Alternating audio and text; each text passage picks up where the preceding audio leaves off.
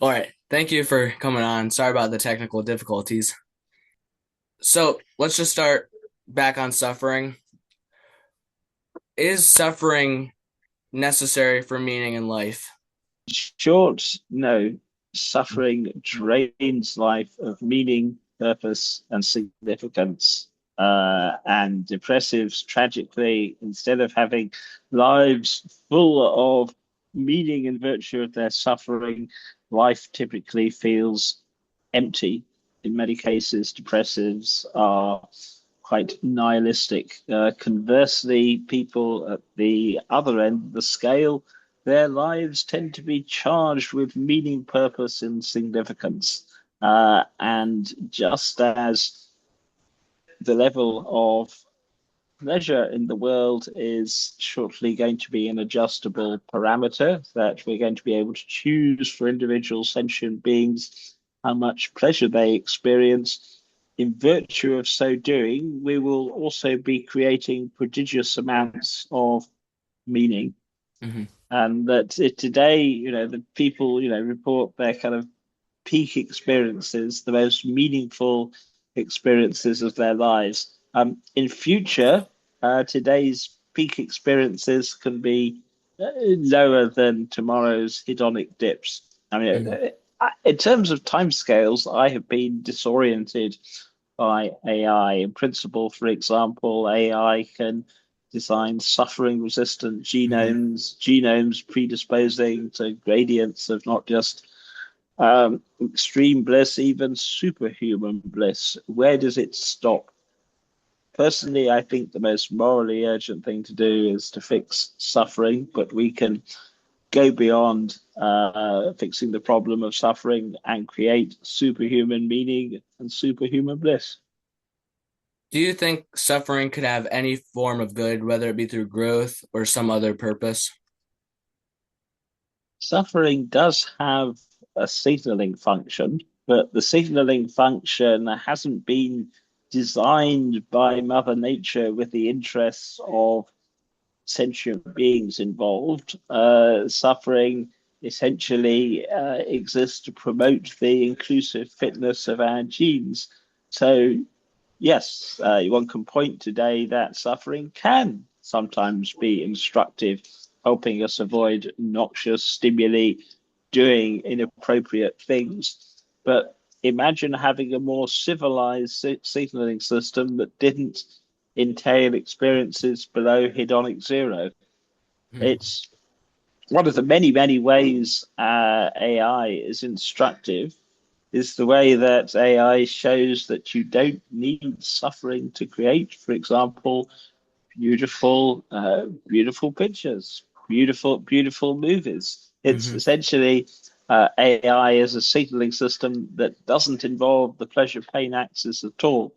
Now, I'm not suggesting humans, animal life decommission the pleasure pain axis. We're not ready to Hmm. decommission it altogether, but we need a pleasure super pleasure axis to replace today's cruel, ghastly regime. How would you envision, like, what's the biology behind eliminating suffering or the genetics? In the case of physical pain, it has been called the volume lob for pain. Nonsense mutations of SCN9A induce congenital insensitivity to pain, which sounds good but isn't, because unfortunately, such mutations, nonsense mutations, abolish sensitivity to noxious stimuli. But yeah, essentially, one wants to make sure that one's kids have a benign version, dozens of alleles of SCN9A. Choose a version that gives your kid a high pain threshold. There are all kinds of potential problems here, obviously. I mean, what if a kid has, an accident? Will the parents then blame the evil scientists who harmed their kid? Hmm. Um, but really, yeah, we want to. I mean, goodness knows how many lives are blighted by physical pain today. We want to make sure the signaling function is retained, but the really nasty stuff is abolished.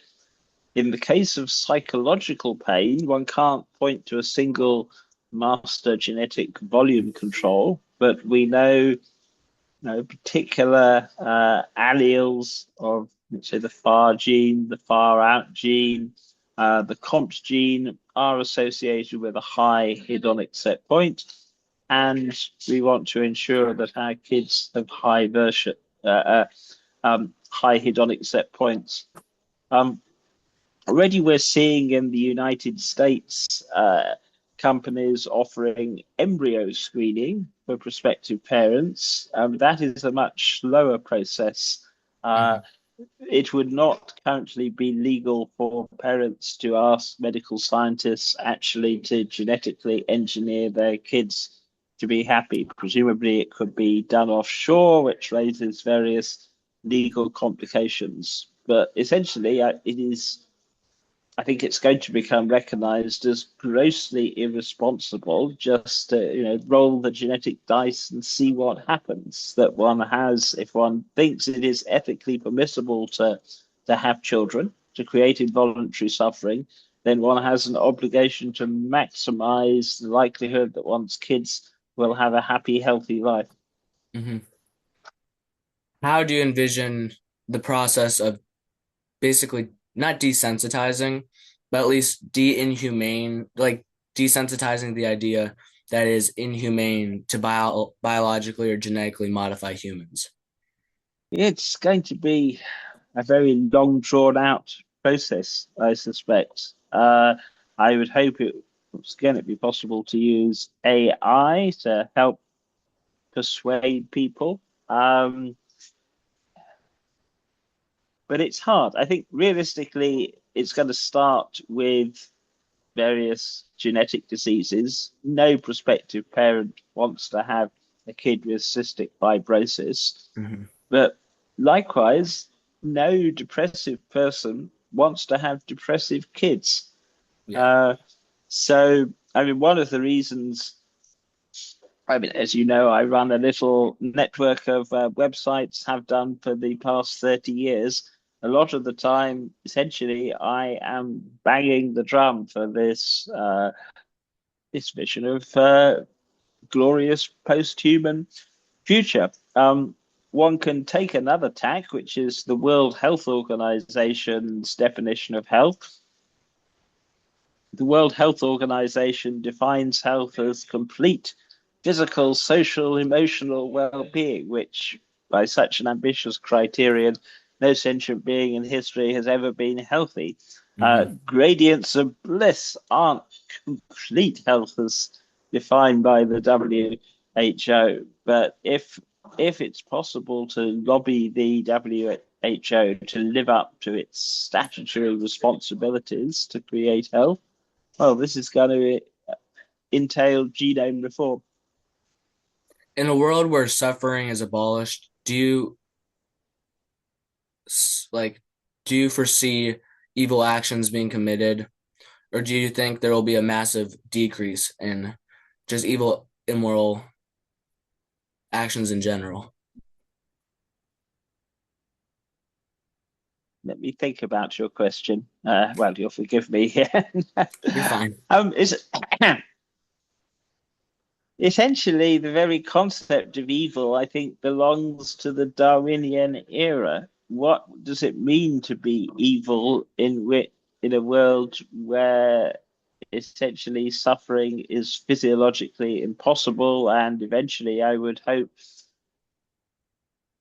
inconceivable that the very notion of suffering can be abolished. That said, well, I mean, if one looks at one's own behavior, think of something like video games. My nickname in Modern Combat, vegan pacifist, and so on. I'm only here today because some of my ancestors did terrible things, maybe Hmm. even evil things. So yeah, but how far one goes to tweak and then eventually genetically modify the genome, eventually I would hope, yeah, anything resembling evil, the functional equivalent of evil, will just be inconceivable. Hmm. Um, uh, so as you may have noticed, I've given a rather disjointed answer there. I mean, what exactly is evil? I think in most cases it involves some kind of mentalizing deficit. If Hmm. you know of cases of, yeah, I mean, it's, yeah. Would you like So, think so evil is something that causes suffering? Would that be deemed evil to you? yes, I was just trying to imagine whether preventing someone from maximizing their bliss in a world in which suffering has been abolished and life is based on information sensitive gradients of bliss, could you have the equivalent of evil, someone wanting to prevent someone else having absolute maximum pleasure? Well, one can perhaps think of circumstances in which this is the case. But Hmm. I mean, cases. I mean, something like, if you ever come across someone with mirror touch synesthesia, someone with mirror touch synesthesia, if you stub your toe, they feel an acute pain too.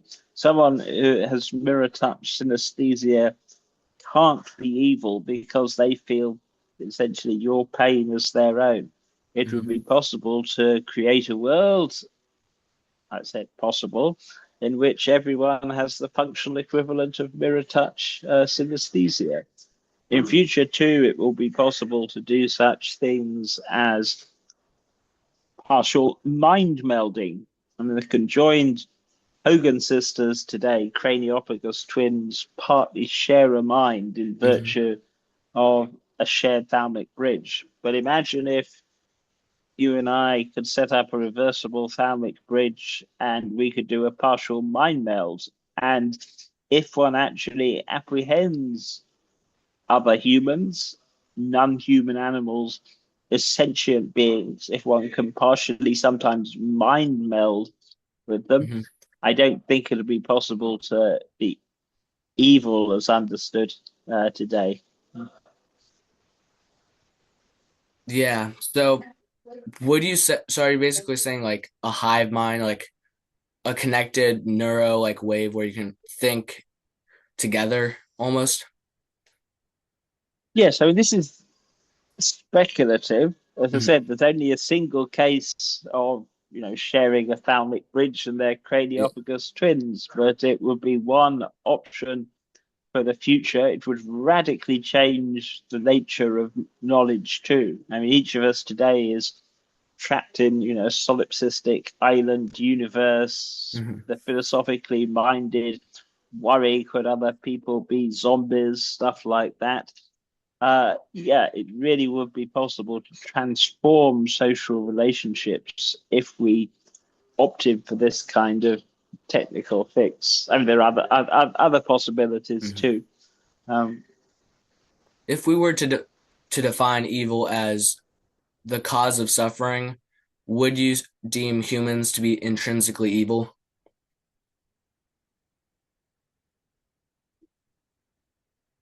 Humans are a pretty depraved species. We cause more suffering than any other. We Hmm. treat horrendously non-human animals in factory farms and slaughterhouses. We asphyxiate countless fish.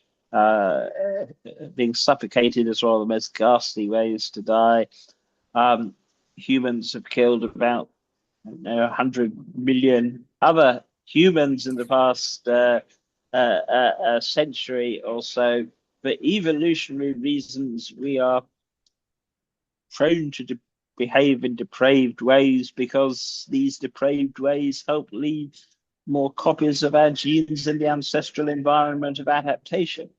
Yep. Um, but, and it's a very important but, we're also the only species capable of fixing suffering on Earth, and if it exists uh, within our forward light cone, if Darwinian hell worlds exist, we can fix the problem of suffering there. Earth originating life will be human based. So, yeah, on the one hand, we're an absolutely appalling species, but in another sense, we are technically necessary. How far off into the future, it's speculative, do you envision this post-human paradise where suffering is completely abolished from the earth? In the hedonistic imperative, I predicted the world's last experience below hedonic zero would be a few centuries from now in some obscure marine invertebrate. And very, very tentatively, I give a timeline of centuries rather than millennia or decades. Hmm. But in theory, at any rate, said we would have the technical means to fix the problem of suffering this century. But the ethical, ideological obstacles and simply status quo bias Hmm. means that sadly, I think we have all manner of frightfulness still ahead.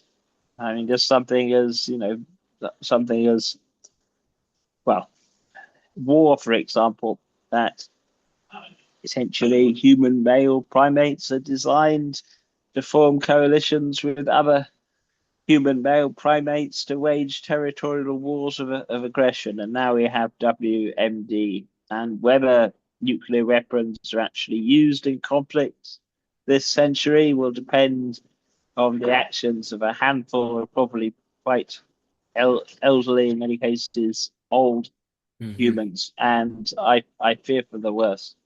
Yeah. If we've advanced as a human society a great amount technologically in the past century, do you foresee that our technological capabilities to keep exponentially growing? I think so.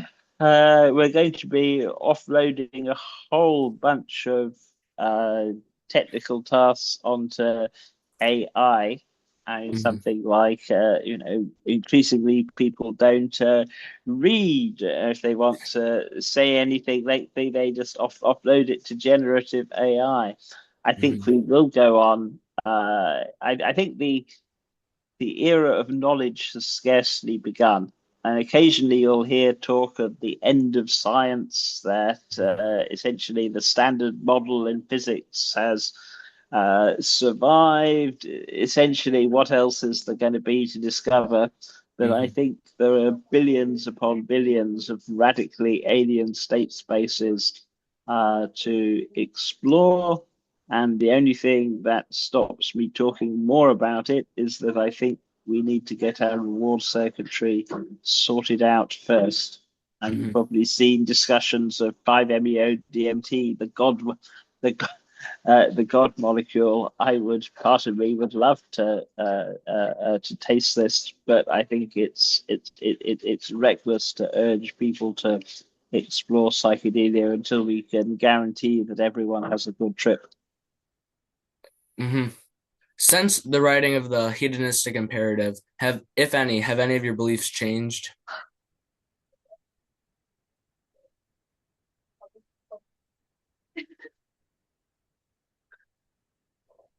I won't say any of my fundamental core values have changed, but clearly, I mean, back in 1995, I couldn't have anticipated synthetic gene drives that cheat the laws of Mendelian inheritance. I mean, I invoked nanotechnology in the oceans, but I couldn't imagine that it would be possible to, for example, spread benign versions of the SCN9A gene across the biosphere, Hmm.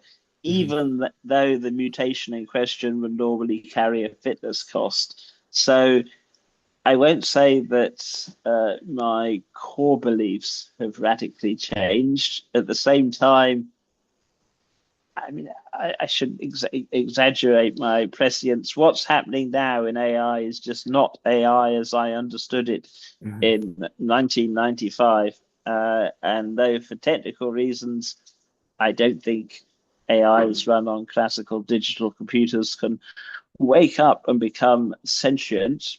the upper bounds to zombie intelligence, I've been absolutely Mhm. flabbergasted. Each week I am, I'll probably be flabbergasted again. Um, what else can I say? Have I changed my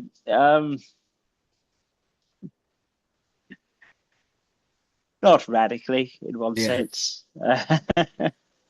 As a negative utilitarianism, do you have a more foundational moral worldview, like that defines even greater than the abolition of suffering, what is moral and what isn't? Bit of a problem here, in that the most obvious way to naturalize value, i.e., by naturalize, I mean something that is intrinsic to the world and not like supporting your favorite football team. If agony and despair are self-intimatingly disvaluable or bad, why isn't pleasure self-intimatingly good? And Hmm. I will start off by saying that this is a real weakness in my position, although I stipulatively define the realm of the moral to be life below hedonic zero. This sometimes I worry it's an empty verbalism. But if classical utilitarianism is the case, then, and this once again is a very weak argument, some of the implications of classical utilitarianism are absolutely frightful. And one example I give, a genie offers me super exponential, an offer, super exponential growth in my bliss Hmm. in exchange for exponential growth in your suffering. Now, Yeah. super exponential growth it's more immense and unimaginably wonderful than Hmm. mere exponential growth in your suffering. But in some sense, this offer is obscene. Now, as a Hmm. negative utilitarian, I decline. If I were a classical utilitarian, I'd presumably say yes. Hmm. Um, so, as I said, I will fully acknowledge that in one sense this is a weak answer. That I don't Yeah. generally like fables, but one of the strongest moral fables I know is The Ones Who Walk Away from Omelas by Ursula Le Guin. It's a short story. I don't know if you know it, that this I don't believe I'm city familiar. of, yeah, I mean, this Omelas is this fabulous city of delights. Everyone is having a fantastic time. But for unexplained reasons, the existence of Omelas depends on the torment of a child in the basement. And the citizens of Omelas, they know about this trade-off. They know the existence of their city depends on this torment, but they just, or most of them, think it's worth it. But there are a minority of people who walk away from Omelas, who Hmm. wouldn't trade any amount of pleasure for the abuse of a single child. And this is the intuition that, yeah, sure, pleasure is great, but morally, what counts is, yeah, preventing suffering. I mean, imagine if the courts, as a is the argument against child abuse that it's insufficiently pleasurable to the abusers. No, I mean it's.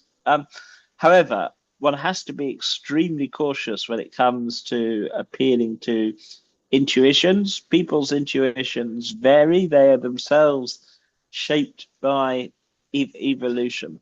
Hmm. Negative utilitarianism is a frightful label, and sometimes I just say Buddhist. Buddha reportedly said, "I teach one thing and one thing only: suffering and the end of suffering." And this is straight negative utilitarianism systematizes Buddha like this, Hmm. but people don't react, for the most part anyway, negatively to Buddhism, whereas a lot of people are extremely suspicious of negative utilitarianism. So if you took like a utilitarian argument or counter argument that if a serial killer and gets pleasure out of murdering people, then it's immoral to stop him by a utilitarian view.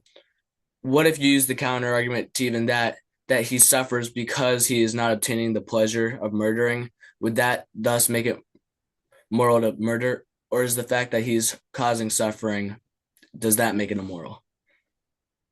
Hell, and it's possible, what if the serial killer ensures his victims don't suffer?